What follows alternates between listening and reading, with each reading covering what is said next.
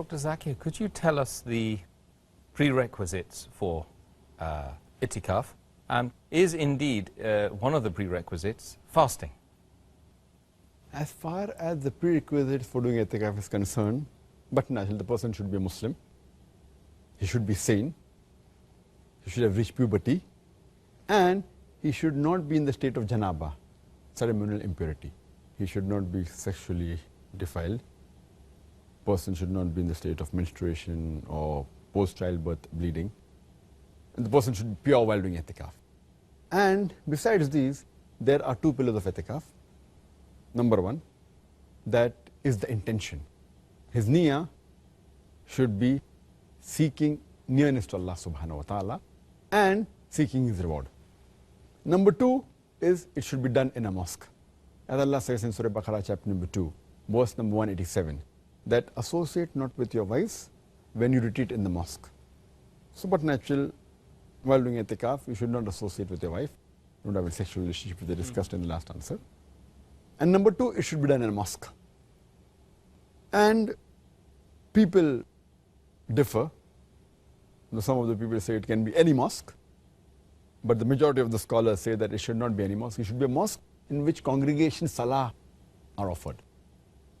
And it should also be in a mosque in which Jummah salah is offered.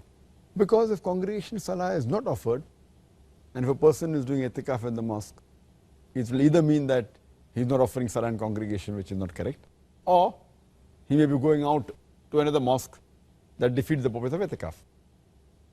So but natural, most of the scholars agree that it should be in a mosque which has regular congregation salah, and preferably even Jummah salah should be offered in that mosque.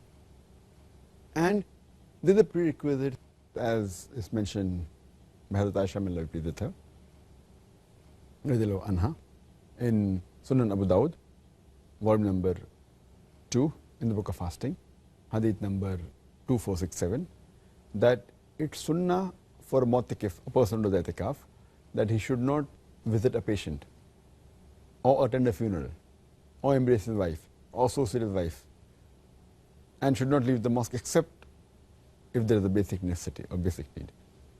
As far as whether fasting is compulsory or not, it's mentioned by Hazrat Aisha may Allah be pleased with her in the same hadith of Sunan Abu Dawud, volume number 2, in the book of fasting, hadith number 2467. Hazrat Aisha may Allah be pleased with her says that there is no itikaf without fasting. That's her view. But if you read Sahih Bukhari, volume number 8, in the book of oaths and vows, hadith number 6697, which you quoted earlier, Hazrat Umar may Allah be pleased with him, he said that in the days of ignorance, Yawm al-Jahiliyyah, before he accepted Islam, he had vowed that he will do itikaf for one night in Masjid al-Haram. And the Prophet said, fulfill your vow. And there is no fasting during night.